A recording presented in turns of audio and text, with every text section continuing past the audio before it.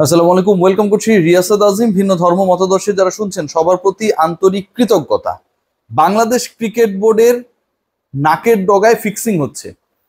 Bangladesh cricket board যেখানটায় অবস্থিত সেই মিরপুর শেরেবাংলা স্টেডিয়াম হোপ ক্রিকেটে পুরোপুরি ফিক্সিং হচ্ছে। এখন আপনারা অনেকে দাবি করতে পারেন যে আমার কাছে কি তথ্য প্রমাণ রয়েছে, আমি কিভাবে এটাকে ফিক্সিং দাবি করি।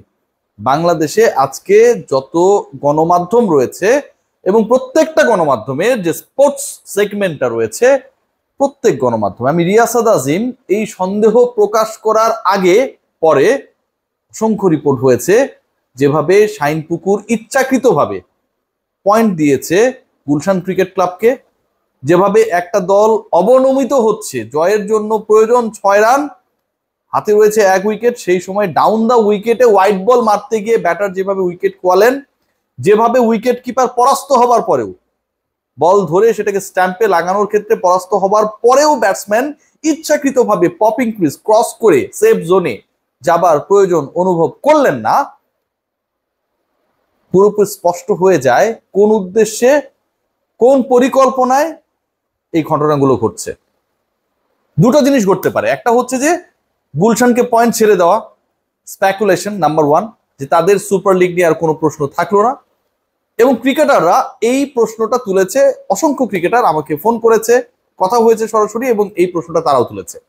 দ্বিতীয় যে পয়েন্টটা, সেটা আরো ভয়াবহ, যে এভাবে এরকম একটা ম্যাচ, যে ম্যাচটায় ধরেই নেওয়া হচ্ছিল যে শাইনপুকুর জিতবে, বড় অঙ্কের কোন একটা জায়গায় হয়তো বাজি হয়েছে, তারা গিয়ে সেই ম্যাচটা শেষ পর্যন্ত হেরে যে পক্ষ বাজি ধরেছিল তাদেরকে নিঃস্ব করেছে, এবং যে পক্ষ অপোজিট পজিশনে ছিল তাদেরকে উপরে নিয়ে গেছে।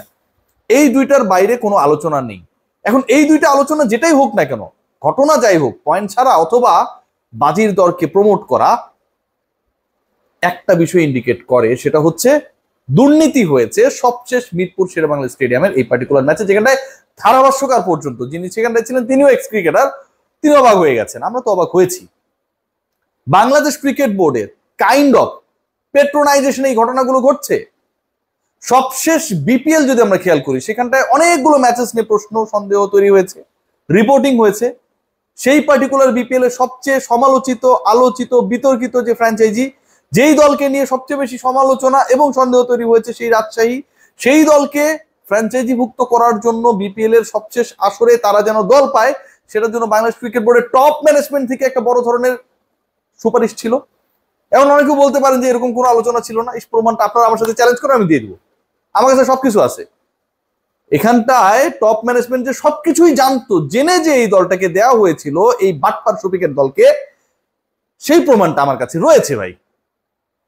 আপনার যদি মনে হয় যে আপনারা প্রমাণ করে দেবেন যে আপনাদের কোনো ধরনের ইনভলভমেন্ট নেই, ওপেন চ্যালেঞ্জে আসেন, লাইভ টক শো হোক, আমি আমার প্রমাণ নিয়ে হাজির হবো, আপনার আপনার বক্তব্য নিয়ে হাজির হবেন।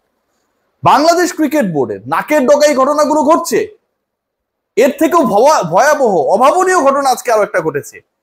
প্রিমিয়ার লিগ চলছে, প্রিমিয়ার মানে কি, সর্বোচ্চ লেভেলের লিগ চলছে, সেখানটায় ঢাকা প্রিমিয়ার লিগে একটা দল আগামীকাল তাদের ম্যাচ, সেই দলের মেজরিটি ক্রিকেটার তারা অনুশীলন বয়কট করেছে, কারণ তাদেরকে পে করা হয় না, পেমেন্ট না দেবার কারণে অনুশীলন বয়কট করেছে।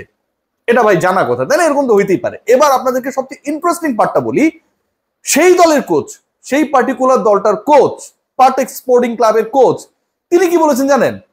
তিনি বলেছেন ম্যাচ হারলেই তার কাছে সন্দেহ হয় যে এই ম্যাচগুলোতে ক্রিকেটাররা ফিক্সিং করে। কি ভয়াবহ! ম্যাচ হারলেই একজন কোচের কাছে মনে হয় যে ক্রিকেটাররা ফিক্সিং করে, গণমাধ্যমে এসে সেই কথা সেই দলের কোচ বলছেন, তার মানে তার কাছে নিশ্চয়ই প্রমাণ আছে।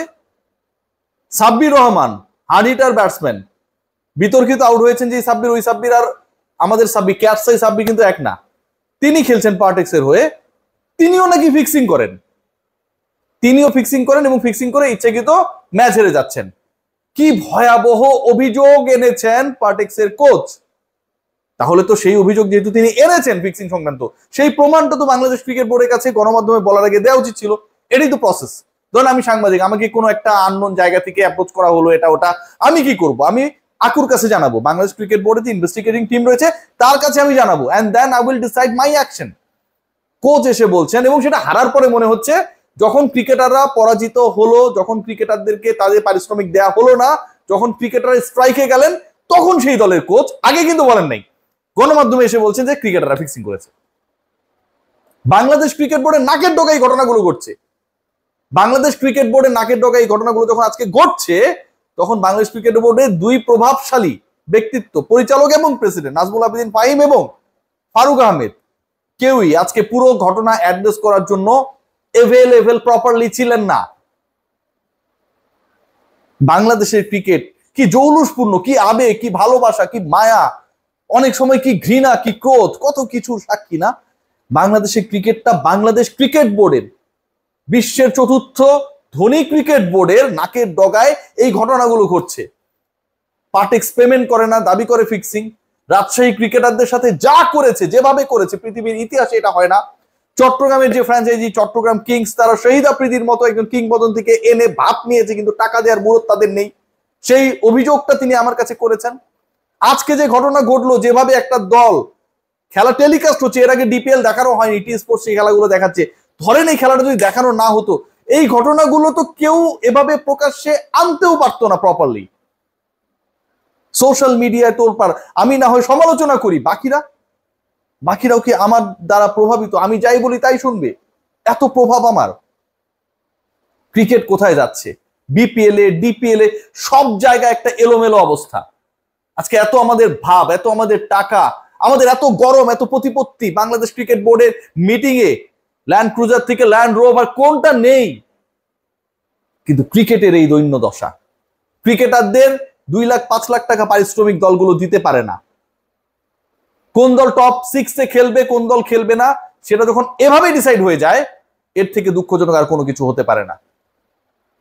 বাংলাদেশ ক্রিকেট বোর্ড, আপনারা শুনছেন নাকি আপনাদের চামড়া গন্ডারের মতো মোটা হয়ে গেছে? আসলে ব্যথা পাবার 1 মাস, 1.5 মাস, 3 মাস পরও আপনারা সেটার অনুভূতি পান না।